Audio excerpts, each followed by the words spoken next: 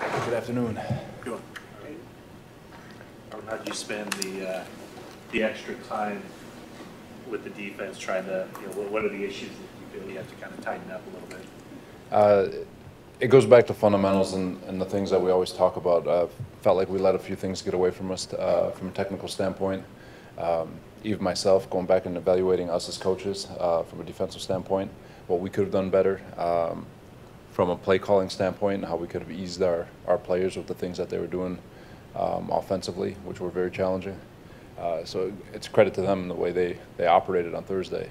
Felt like there was a lot of things that we could have done better, both fundamentally and schematically. But of course, schematically, anytime you don't have sacks, and people say, "Why don't you blitz more?"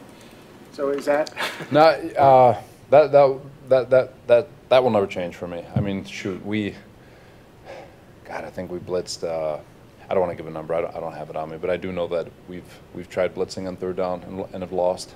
We've tried rushing 3 and we've lost. We've tried rushing 4 and we haven't had success. So we're digging. We're trying to find a way to give our guys a chance to be successful on third down. We had that first third down one, and just again it goes back to just silly mistakes here and there, unneeded penalties, unneeded fundamental flaws. So it goes back. Every week represents a different challenge, and so blitzing is not necessarily the answer. I'm sorry. Is that what you meant by that? Yeah, it'll never change. That's all week to week. It really is, because we didn't blitz versus Seattle and got plenty of pressure. We blitzed against Cam and he had a 40-yard touchdown. So it's I know the first trigger is no pressure. Let's go get the quarterback. Well, there's other ways you can get the quarterback besides rushing the passer, besides blitzing and bringing extra people. Some coaches believe if you can't get there with 4, you bring 5. If you can't get there with 5, you bring 6. Do you not share that philosophy? Same thing. It goes back to every week representing its own challenge. You'd love to say bringing 5 is the answer, but if bringing 5 was the answer, everyone would do it. But just understand the flaws of if you bring 5, now you're losing 1 in coverage, and there's a hole. And so you play a guy who's really smart, a guy like Carson Palmer, who knows his offense inside and out. The question is that 5th guy worth him recognizing where that hole was voided? So every week is a different challenge, and trying to find out how to best get after the quarterback, whether it's, Dallas got after him with 3 last week. Is that the answer? I don't know. Is it 4? Is it 2? Is it 1? I have no idea. It all goes back on tape, and every week is different. Does it include the Cardinals on tape and see Larry Fitzgerald still doing what he's doing 14 years in? What makes him so reliable, I guess, for the Cardinals? And what kind of role does Jimmy Ward have this time as a free safety going up against that? Well, first, just studying. I've never worked with Larry. I've been with coaches who have worked with him, and from everything I gather, he is the definition of professional in terms of his approach to the game, his work ethic, the way he approaches practice, studies film, takes care of his body, mentors the younger guys. Everything I've heard about Larry Fitzgerald is so much more than what he does on the football field. And it's, in my opinion, it's my belief, it's my whole philosophy that what he is on the football field is because of what he is as a man off of the football field. I think it all translates, all ties in together, and everything I've heard about Larry just shows up on the football field because of who he is. And Jimmy Ward, he's covered him obviously from the slot, from the outside. Now he's going to be a free safety defending him. Yeah, Jimmy's a free. Him coming out of the middle to man somebody up. Last year he was the nickel corner, completely different position this year as opposed to what he did a year ago. And our plan for Jimmy, I do think he has a chance to be a really good free safety, How good is going to be up to him, and how quickly he grasps all the concepts we're throwing at him. But he's unique back there, and when you have a unique guy, you don't want to mess with what you're asking him to do. You don't want to flood his mind with too many thoughts. With going back to the pass rush, Elvis has played something like less than a quarter of the snaps. I know Tank's out, so you're going to have to vary rotations a little bit, but in terms of his playing time, has that been something where you want to ramp it up as the season goes along, or are you looking at it like, we're going against run-heavy offenses and we need to be in base more often? The first 3 weeks we felt like we've been playing some run-heavy offenses for sure. But again, it goes back to us being dominant on first and second down, or even first down, to give yourself some second and long, third and long opportunities where he can get on the field. Before the game, I think we're doing really well on first down after the first 2 weeks, really, really well.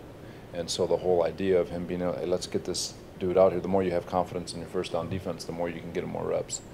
And Thursday, obviously, it wasn't good enough for anyone who's a Niners fan or an employee or anything. But trying to get to that and try to find opportunities to get on the field, that's always on our thoughts. Presumably, Solomon would be the first guy in for Tank, but how are you going to rotate at that big end spot and on the west side? You know, on first and second down, we're trying to make do with. I shouldn't say make do. That's such a terrible term. But we have really good football players on the front that are capable of doing a lot of different things. So between Buckner, Solomon, Armstead, Earl Mitchell, DJ, Xavier Cooper, Aaron Lynch, all of them, we've got to find a way to best utilize their strengths to put us in position to be dominant on first and second down, so we can get our 4 best pass rushers on the field, and so we can get after the quarterback on third down.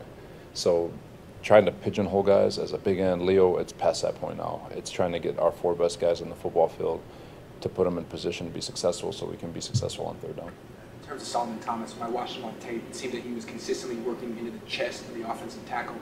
Is that the technique that you're coaching, or would you prefer him to work an edge? You always want him to work an edge. Don't know where it came from.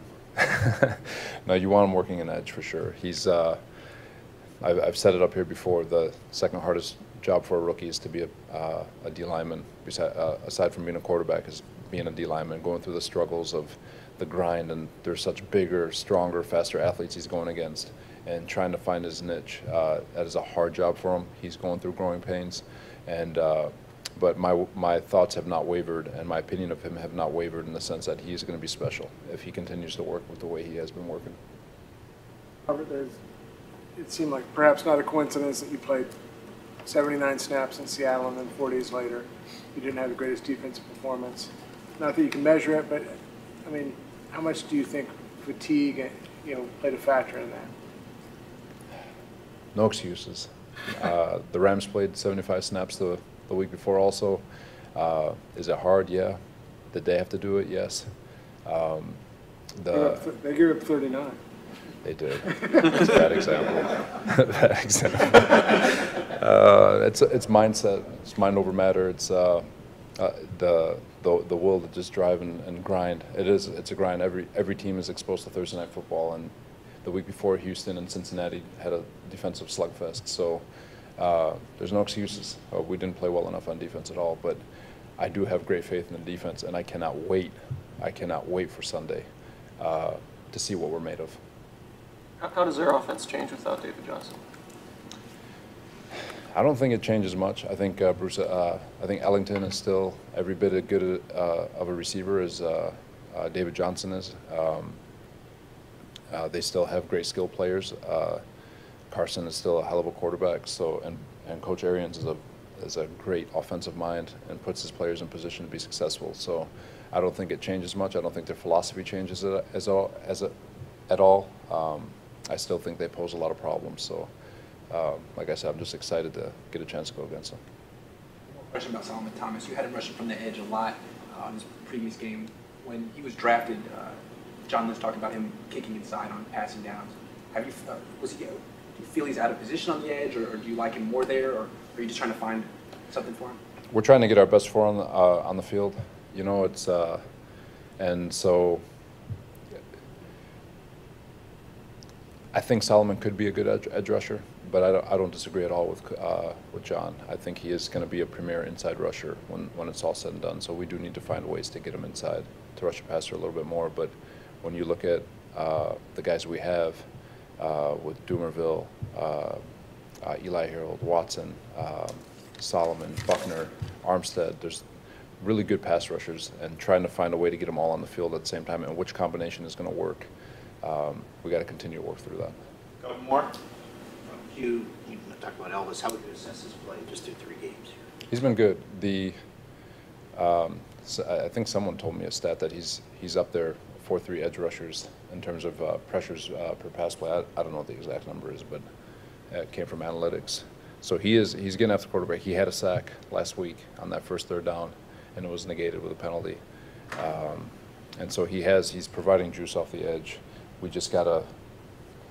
gotta take advantage of our opportunities when we get a one-on-one. And so people inside are getting one-on-ones, and Buckner will win, but somebody will fall off, and it's just it's close. I wish you guys would just watch the All-22. It's so freaking close for those guys, and if they continue to just freaking work, there's no doubt in my mind the sacks are going to come in bunches, and all that stuff will happen. And the consistency, the way we rushed against Seattle was awesome. It wasn't up to par, and they'll say it too. That it wasn't up to par with the Rams, but continue to grind. And I think more often than not, as we continue to work as a group and they get comfortable with each other, it's going to be more consistent rather than not. How much of it is individual and one man beating the guy in front of him, and as well as the collective, or two guys working together? Combination of both, but football always comes down to a one-on-one. Somebody every down will have a one-on-one in pass rush, and you have to win.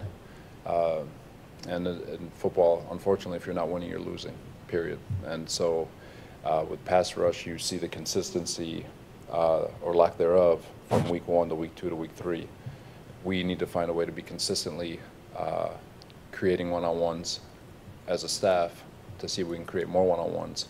And then as a defense, winning those one-on-ones when you get that opportunity. And that's just not for the D-line, that's for the DBs and the linebackers. Last one. The pass rush struggling. Would it be fair to say that DeForest is exempt from that? Just based on his numbers, it seems like he's generating. DeForest is dominating.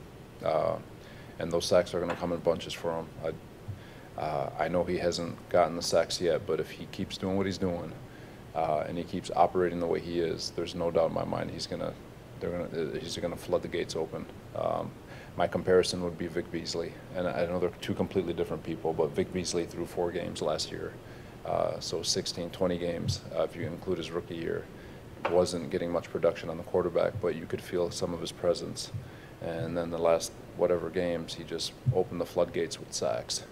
I think Khalil Mack had 3 his rookie year, so and then you get into the quarterback, but you're a step short. He's going to find that step. There's no doubt he's going to find that step if he keeps working, and the doors will just blow wide open, and it'll also give opportunity to the people around him.